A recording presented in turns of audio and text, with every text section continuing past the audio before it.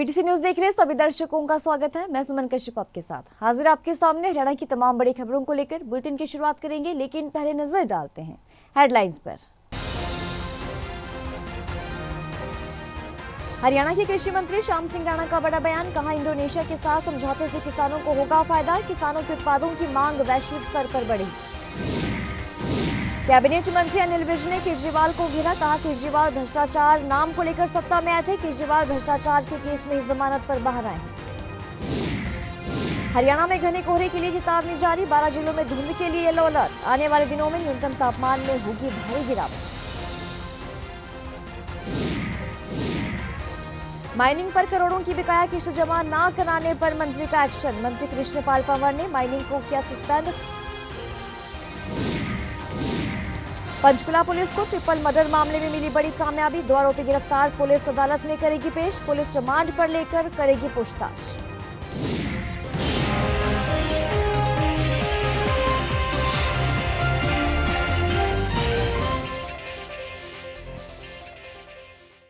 और अब खबर विस्तार से। हरियाणा के कृषि मंत्री श्याम सिंह राणा ने कहा कि हरियाणा सरकार और केंद्र सरकार मिलकर प्रदेश के किसानों की समस्याओं का समाधान करने के लिए प्रतिबद्ध है।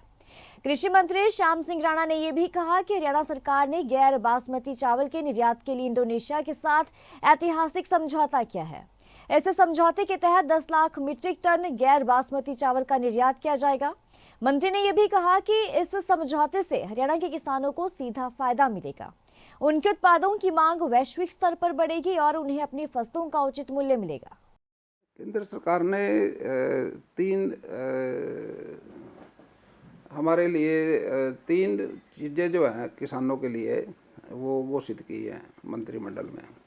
एक तो हमारे मंत्रिमंडल में जो है जी बीमा योजना, जो पुनर्गठित मौसम आधारित फसल बीमा योजना 25-26 के लिए 25-26 सन के लिए जारी रखने की मंजूरी दी और कुल बजट इसका 69,515.71 करोड़ निश्चित किया।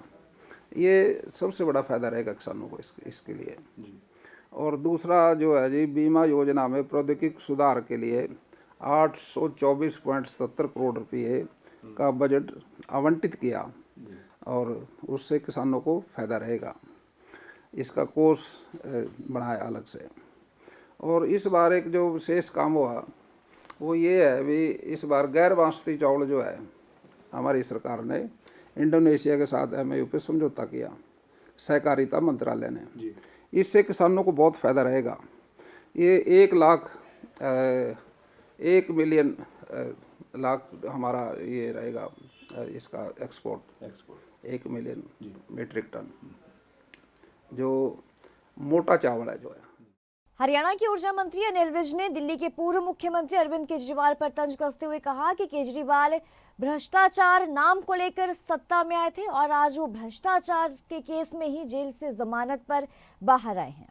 विज दिल्ली के पूर्व मुख्यमंत्री अरविंद केजरीवाल के बयान की भाजपा ने दिल्ली के लिए कुछ भी नहीं किया के सवाल पर पत्रकारों से बातचीत कर रहे थे। उन्होंने कहा कि केजरीवाल बेशक जेल से बाहर है मगर भ्रष्टाचार का केस अभी भी चल रहा है। केजरीवाल की जमानत हुई है, वो बरी नहीं हुए हैं और केजरीवाल को तो किसी भी प्रकार से बोलने का अधिकार ही नहीं है। जिस नाम को लेके सत्ता में आए थे, भ्रष्टाचार, उसी केस में जेल में काट के आए हैं और केस अभी चल रहे हैं। जमानत हुई है, बरी नहीं हुए हैं। उनको तो बोलने का अधिकार ही नहीं है किसी भी प्रकार से। देखिए पंजाब का मुद्दा है, पंजाब सरकार की क्या मंशा है, क्या वो चाहते हैं। और सुप्रीम कोर्ट इसमें बकायदा कमेटी बना रखी है और सुप्रीम कोर्ट जो हिदायतें दे रहा है उनका भी वो पालन नहीं कर रहे। शायद वो किसी दिन का इंतजार कर रहे हैं ताकि पंजाब के हालात खराब हो सके। ना नौमन तेल होगा, ना राधा नाचेगी। जब इनको पता है कि कांग्रेस की सरकार ही नहीं आनी तो फिर जितनी मर्जी घोषणाएं कर दो, क्योंकि इनके ऊपर तो कोई दायित्व है नहीं। उत्तर भारत में ठंड कम होने का नाम ही नहीं ले रही है। सोमवार की बात की जाए तो घने कोहरे से थोड़ी राहत तो जरूर मिली, लेकिन मंगलवार को हरियाणा और दिल्ली समेत कई राज्यों में कोहरा होने की चेतावनी भी जारी की गई है। हरियाणा में पिछले 3 दिनों के मुकाबले कोहरे की चादर जो है वो सोमवार को थोड़ी पतली हुई थी। इसी के चलते दृश्यता बेहतर रही। कई क्षेत्रों में हल्की वर्षा से ठंड और ज्यादा बढ़ गई। तो मौसम विभाग ने आने वाले 24 घंटों में 12 जिलों में धुंध के लिए येलो अलर्ट और 6 जिलों के लिए ऑरेंज अलर्ट जारी किया है। मौसम परिवर्तन का ये दौर अभी नहीं रुकने वाला है। आने वाले सप्ताह में एक बार फिर से गरज चमक के साथ ओलावृष्टि की संभावना भी बन गई है। ओलावृष्टि खड़ी फसलों को नुकसान पहुंचा सकती है, तो किसानों को सतर्क रहने की जरूरत है, जिससे इस कठोर मौसम में होने वाले नुकसान को कम किया जा सके। हरियाणा के खनन और पंचायत मंत्री कृष्णलाल पंवर ने कहा कि दादरी क्षेत्र के कलियाणा में चल रही एक माइनिंग को करोड़ों की बकाया किश्त जमा न करने पर सस्पेंड कर दिया गया है। वहीं स्पष्ट किया है कि प्रदेश में अवैध माइनिंग नहीं होने देंगे और ठोस कार्रवाई की जाएगी। इसके साथ ही उन्होंने पिछले दिनों दादरी के पिचौपा की माइनिंग में पिछले दिनों पहाड़ खिसकने की घटना का वाह बताते हुए स्पष्ट कर दिया कि सिर्फ पहाड़ का पत्थर गिरने से ट्रक चालक को चोट आई थी। अवैध माइनिंग और पहाड़ खिसकने जैसी घटना नहीं हुई। मैं आज माइनिंग डिपार्टमेंट की जो माइनिंग है उनका आज विजिट पर था। कई रोज़ पहले पिचोप्पा में एक खबर चली थी चैनलों पर कि वहाँ पर पहाड़ क्रैश होने की वजह से मशीनरी दब गई, लेबर दब गई। लेकिन मैं अपने अधिकारियों के साथ खुद फिजिकली आज चेक करके आया हूँ। वहाँ पर वो सुभाष नाम का एक मजदूर काम कर रहा था और शिव शक्ति स्टोन क्रैशर है।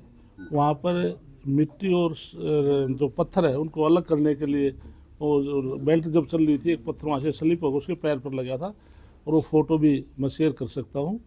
तो ना कोई मशीनरी दबी थी, ना कोई पहाड़ी क्रैशों के नीचे पड़ी थी, तो ये नॉर्मल चीज़ को चोट लगी थी। दूसरा, वहाँ पर एक SBI PL में जो कल्याणा वहाँ पर माइन है, तो वहाँ पर मौके पर गया था। उस माइन को मैं सस्पेंड करके आया हूँ, क्योंकि 30 करोड़ रुपया उस एजेंसी ने हमारा रेवेन्यू देना है।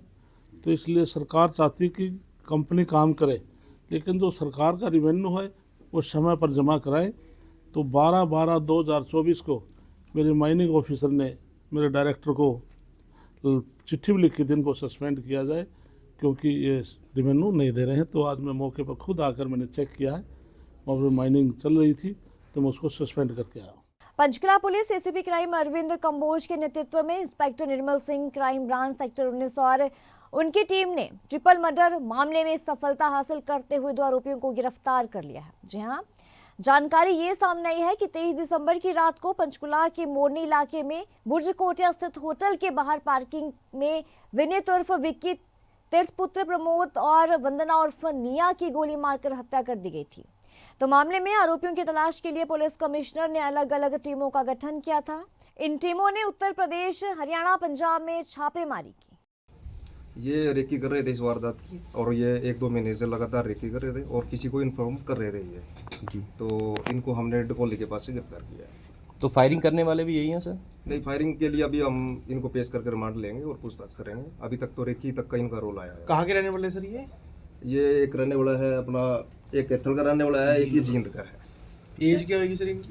34 ईयर्स। तो सर बैकग्राउंड भी क्रिमिनल है या जब? हाँ, अभी तक जो हमारे को पता लगा है, एक के खिलाफ 8 मुकदमे दर्ज हैं और एक के खिलाफ 3 पर्चे दर्ज हैं। किस किस के खिलाफ? ये अलग अलग हैं। इसके सुरेंद्र के खिलाफ 3 मुकदमे हैं और बाकी जो मनोज है उसके खिलाफ 8 मुकदमे दर्ज हैं। ठीक है। तो सर जो गैंगस्टर है कपिल सांगवान, क्या उनके साथ लिंक है इन लोगों के? उसके ही इशारे पे हुआ सब कुछ? अभी हमने थोड़ी देर पहले ही इनको काबू किया है और पेश करके अभी दोबारा पूछताछ करेंगे। तो रेकी पे ये क्या कर रहे थे? मतलब रेकी पे ये अभी तक पहले इन्होंने शाम के टाइम में बेला विस्टा जो होटल है उसके पास इन्होंने पार्किंग में कोई गाड़ी नंबर और उसके वेयर अबाउट चेक करने गए थे ये। उसके बाद ये सल्तनत में गए थे। तो सर क्या कपिल सांगवान का लिंक है इसमें? गैंगस्टर लिंक आ रहा है? अभी उसको देख रहे हैं जी। अभी वो इन्वेस्टिगेशन करेंगे और उसके बाद फिर आपको ब्रीफ करेंगे। तो इन पे क्रिमिनल केसेस जो हैं वो क्या है, क्या केसेस हैं? अलग अलग हैं। कोई अटेम्प्ट टू मर्डर है, NDPS है, हार्ट केस है, मर्डर का भी केस है। तो सर यहाँ मुकदमे दर्ज है या अलग अलग राज्यों में है? वो अभी हम देख रहे हैं, उनकी बकायदा ऑफिशियल डिटेल लेंगे। रोहतक में हरियाणा के पूर्व मुख्यमंत्री भूपेंद्र सिंह हुड्डा ने भिवानी जिले के लोहारू स्थित एक कॉलेज में छात्रा द्वारा आत्महत्या के मामले में सीबीआई या हाईकोर्ट के सिटिंग जज जांच करवाने की मांग उठाई है। इतना ही नहीं, उन्होंने दिल्ली में प्रियंका गांधी के खिलाफ भारतीय जनता पार्टी के नेता द्वारा टिप्पणी करने के मामले में पार्टी से ऐसे नेताओं को बाहर निकालने की मांग भी की है। भूपेंद्र सिंह हुड्डा अपने रोहतक स्थित आवास पर आयोजित एक प्रेस वार्ता में बोल रहे थे। और एक जो ये वहाँ पर लोहारू में जो मुद्दा है, आज मैं अखबार में पढ़ रहा था, जो मामला है उसकी तुरंत जो है सीबीआई द्वारा या सिटिंग हाई कोर्ट के जज द्वारा करनी चाहिए, जैसे वहाँ के विधायक ने कहा, ताकि दोषी को सजा में दूध का दूध पानी पानी हो। अरे मैं कह रहा हूँ हाई कोर्ट का जज बैठाए, हाई कोर्ट का जज द्वारा इंक्वायरी करा जाए और या सीबीआई की इंक्वायरी करी जाए, तो दोषी हो उसको सजा मिलनी चाहिए, दूध का दूध पानी का पानी होना चाहिए। वही तो मैं कह रहा हूँ, उसकी जांच करनी चाहिए भाई, हाई कोर्ट के सिटिंग जज द्वारा करनी चाहिए, ताकि आगे भविष्य में कोई ऐसा ना हो सके। तो इसमें तो कितने स्कॉलरशिप में कितना घोटाला हुआ है इसमें, इस सरकार में कई दफा घोटाले हो चुके हैं। हरियाणा में इन दिनों ठंड का प्रकोप लगातार जारी है। लोगों के लिए घर से बाहर निकलना जो है वो मुश्किल साबित हो रहा है। ऐसे में ये ठंड किसानों के लिए कहीं ना कहीं खुशी है तो कहीं गम जैसी साबित हो रही है। ऐसा इसलिए क्योंकि जहां इस ठंड से गेहूं की फसल को फायदा पहुंच रहा है, तो वहीं सब्जी और फूलों की खेती करने वाले किसानों के लिए नुकसानदायक साबित हो रही है। किसानों का ये कहना है कि ठंड का फायदा और नुकसान दोनों देखने को मिल रहा है। गेहूं की फसल के लिए फायदेमंद है तो वहीं सब्जी के लिए नुकसानदायक साबित हो रही है। कोई भी चीज़ है उसके दो पहलू होते हैं, नुकसान भी है फायदा भी है। जैसे गेहूं की फसल है, इसको हमारी को फायदा है, और जो हमारी सब्जी की फसल है उनको नुकसान है। जैसे टमाटर हो गया, वो पाले में ख़राब हो जाता है। दूसरा आलू है, वो नहीं पटता, तो महंगाई बढ़ेगी इससे। और आलू, इसका जो टमाटर वाले हैं, मटर वाले हैं, उनका नुकसान होएगा। गेहूं का फ़ायदा है, जितनी धुंध पड़ेगी, जितना वो होगा उतनी फूट करेगी, गेहूं बढ़ेगी नहीं, नीचे नीचे फैलेगी, गेहूं वालों का फ़ायदा है। और जो गन्ना किसान है, वो जैसे मिल में जाते हैं, उसको भी एक्सीडेंट का और का बहुत खतरा है। लेबर भी कम आती है, इस टाइम लेबर लगती है तो वो भी लेट तक काम नहीं कर सकते। इसमें मतलब नुकसान ज़्यादा है, हमारा फ़ायदा कम है। पशु पक्षियों की सेवा के लिए रेलवे में नौकरी छोड़ देना ये कोई छोटी बात नहीं है। बेजुबानों की सेवा के लिए समर्पित हो जाना ये वाकई बहुत बड़ी बात है। जिनके अजय उर्फ मोनू ने घायल पशु पक्षियों की देखभाल के लिए रेलवे की नौकरी तक छोड़ दी। अब वो सारा दिन पशु पक्षियों की देखभाल और उपचार में अपना समय बिताते हैं। आइए देखते हैं। जीन के अजय उर्फ मोनू को कहीं भी घायल पशु या पक्षी दिखाई देता है तो वो उसको तुरंत अपने बनाए हुए पशु चिकित्सालय में ले जाता है और उनका खुद वहां पर उपचार करते हैं। एक महीने में घायल पशु पक्षियों पर 30 से 40 हजार रुपए खर्च हो जाते हैं, जिनमें एक माह में उपचाराधीन कुत्तों को 18,000 रुपए का दूध पिला देते हैं। उनसे घायल जीव जंतुओं के लिए 8,000 रुपए में पशु बाड़ा किराए पर लिया हुआ है, जहां पर घायल जीव जंतुओं को रखा जाता है और उनका उपचार किया जाता है। विभिन्न हादसों में मारे गए 4-5 हजार जीव जंतुओं को दफना भी चुके हैं, तो वहीं 2.5 से 3 हजार घायल कुत्ते, बिल्ली, बंदर, तोता, कौवा समेत अनेक पक्षियों का इलाज कर उनकी जान भी बचा चुके हैं। पशु पक्षियों के साथ उनको बेहद प्यार है। उनके घर पर करीब 40 से 50 पशु पक्षी हैं। ठीक होने पर पक्षी आजाद कर दिए जाते हैं और बंदरों और अन्य जीवों को जंगल में छोड़ दिया जाता है।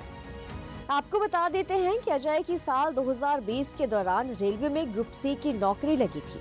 इसके बाद उन्होंने करीब 3 साल नौकरी की। इसके बाद साल 2023 में उन्हें सड़क पर एक घायल कुत्ता मिला, जिसे किसी कार ने रौंद दिया था। उसके बाद वो उसे अपने घर ले गए और उसका उपचार शुरू कर दिया। वो ठीक हो गया है, लेकिन चलने में असमर्थ है। फिर धीरे धीरे वो घायल जीवों को घर लाने लगे, लेकिन नौकरी पर जाने के चलते वो घायल जीव जंतुओं को देख नहीं पाते थे। फिर उन्होंने नौकरी छोड़ने की ठान ली, लेकिन पिता कृष्ण और माँ कृष्णा ने उनसे नौकरी छोड़ने से मना किया। फिर भी नहीं माने और उन्होंने नौकरी छोड़ दी। हालांकि उनके पिता रेलवे में गैंगमैन के पद पर सेवानिवृत्त हो चुके हैं। जिनकी पेंशन से ही उनका गुजारा चल रहा है।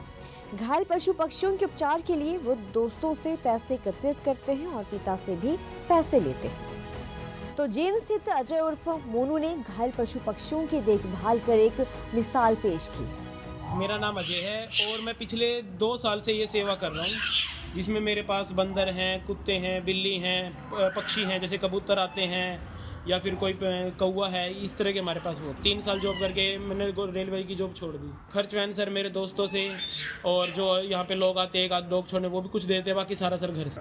यहाँ पे तकरीबन सर 45 के अराउंड तो खाने का आता है, फिर दवाइयों का और वो चीज़ वो रह गई सर अलग। सर ठीक होने के बाद ऐसे होता है जैसे बंदर है हमारे पास, जिनके हाथ पैर कट जाते हैं वो हमारे पास रहते हैं, जो ठीक हो जाते हैं उनको आज़ाद कर देते हैं। जो कुत्ते हैं जिनको मतलब किसी को कैंसर है या कोई पैरालाइज हो गया, ये वो सब हमारे पास रहते हैं, उनको भी बाकी जहाँ से लेते हैं वहीं छोड़। सर ट्रीटमेंट 90% ट्रीटमेंट यहाँ होता है। अगर कोई इमरजेंसी सर्जरी है वो हिसार या जींद पॉलीक्लिनिक में होता है। किसी नेता से बात हुई है? हाँ सर, मेरी डिप्टी स्पीकर जी से बात हुई थी अभी 2-3 दिन पहले।